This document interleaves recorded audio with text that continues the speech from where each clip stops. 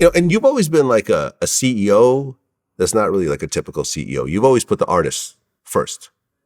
And you've always kind of dealt with, some of the nonsense and some of the craziness that comes with, dealing with certain rappers and so forth. But you never, a lot of labels will shy away from that. A lot of CEOs will shy away from it, but you never did.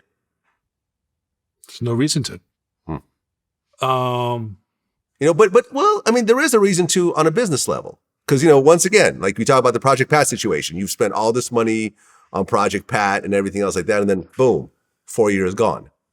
Can't do any promotion, can't do any can't go on a tour. Like, so he was losing the money, right? With the tour. But my thing is always, I'm going to treat you how you treat me. I'm going to show you the most respect. I'm going to give you my word. And that's, and then once, I can't trust you, then there's really no relationship. And if you can't trust me, then there's no relationship. But I'm going to fight and get you whatever you need and break you however I need to break you. And that's really my philosophy. I never looked at myself as a CEO. I just always looked at myself, if we're signing this artist and this artist is believing in us, we have to go out and break the artist and not take no for an answer and be willing to take chances and listen. I mean, when you talk about all the artists, like all the major artists that have been on Loud and SRC, like everyone always speaks highly of you. But have you ever had a situation where, with a successful artist, that things just went bad between you and them?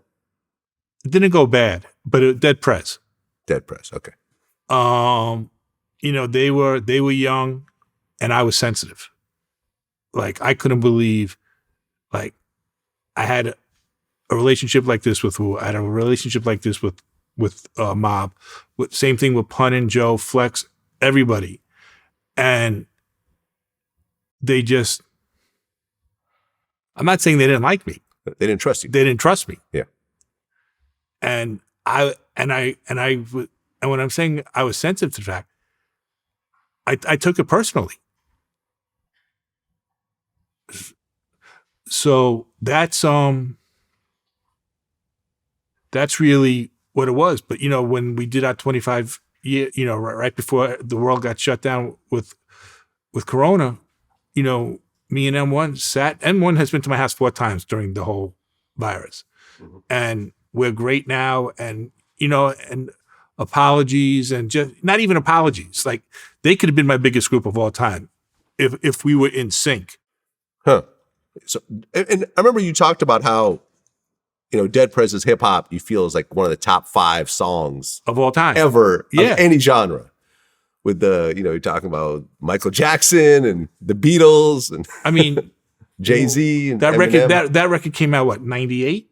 Yeah, still being played. I mean, it's still relevant for what they say, how it sounds. Yeah.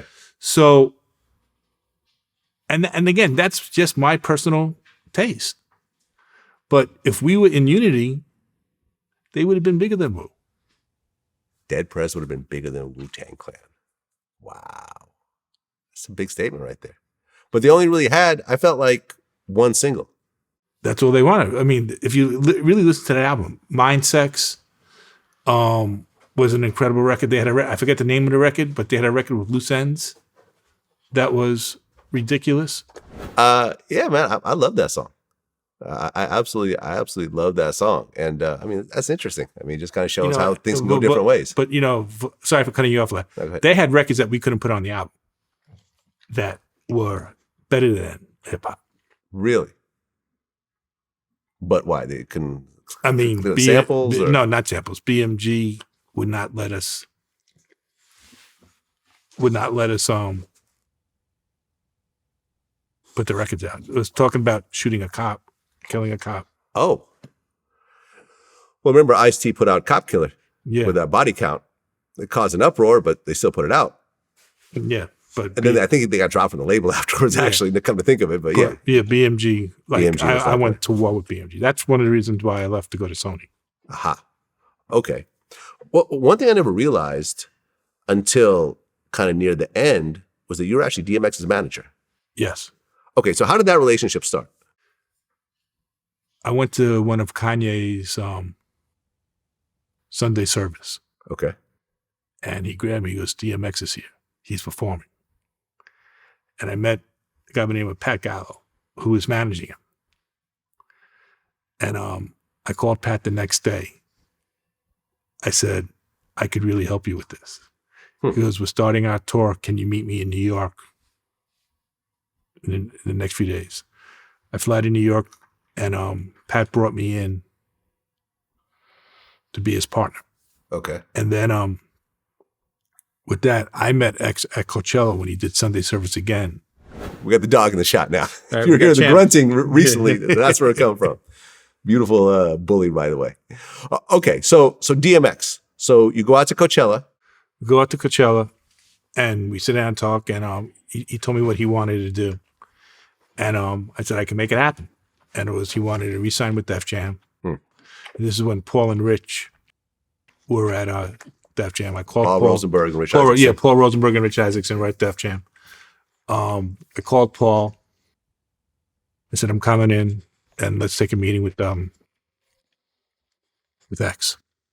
And Paul is, one of the biggest hip hop fans of all time, besides him managing the biggest artist in the world. Right, Eminem. Yeah.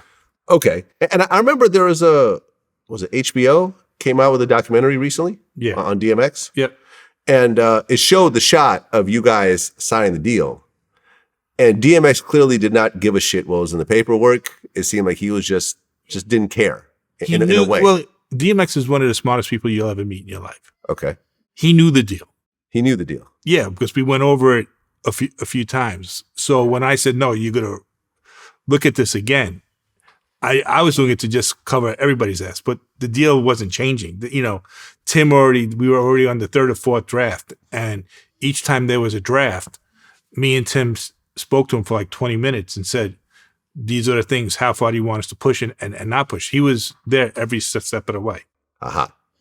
Okay. And I remember like in the documentary, you guys then pulled him aside and talked about all the various lawsuits and everything else like that. And he lost it.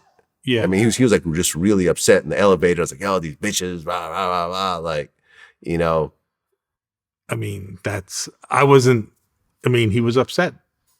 Yeah. I really wish that I knew that you were DMX's manager at the time. I had no idea until he was already in the hospital. But we actually had an interview set up with DMX. Who set it up, Pat? Craig. Okay. We paid $14,500 up front for this interview. And we waited weeks and weeks. We were supposed to do it in Miami. We were waiting. At one point, I had to get Swizz involved. Swizz had to call Craig and was like, yo, like, what's going on? Oh, yeah, okay, yeah, we got it. We'll do it. And then ultimately, X passed away. Wow. I didn't even know. You didn't even know. No, I'm not blaming you on it at all. But, obviously we never got our money back, but, Went to the kids. Yeah. Yeah. I mean, it is what it is. I mean, actually, what Craig actually told me was that money actually kept X alive longer because it kept him out of New York. He was able to use that money to keep him up in Miami, and then they went to Atlanta. You remember that whole thing leading up to it and so forth. I mean, it is what it is. I'm not tripping, but I really wish we had gotten that interview because I was such a fan, and his energy was just like nothing. Like you can't even compare a DMX to anybody. No, you can't. It's not even, you could take certain artists. Okay, he kind of got, you could compare Nas to like a Cool G Rap, right? You can't really compare a DMX to anybody. No, he got operated on a year and a half ago. And when X was out here making the album, he called me up. He goes, can I come to the crib? Oh, I go, I'm at home, but I go, I'll leave the door open. And he goes, will the dogs be there? And I'm like, yeah. He goes, I really want to help Champ. Because he was still, his two back legs were paralyzed. Oh, wow.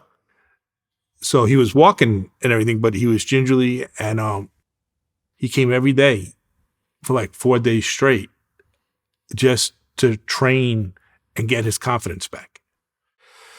Yeah, I mean, X had this love affair with dogs. I remember I interviewed Drag On, and we talked about this, and he was saying how when X used to, I guess, sleep on the roof of some building, his dogs were like his security because he was so broke that he was homeless, and he didn't have any friends, and the dogs like protected him. He used to, he used to sleep on the roof and stuff like that. You find out, and sleep in peace. Because he knew that dog was right there. So, like those that knew he was up there or tried to creep up or just try to do whatever, that dog was up there and he never really had it. Aha. Yeah. So it's like his protection, his bodyguard, it was his basically. Yeah, it was his protector. You know what I'm saying? And he built this sort of relationship with the dogs. He would go to Bristol Farms, bring back a turkey sandwich, and he would get one for the dogs. Mm. And he got, his name is Champ. He got Champ's confidence back.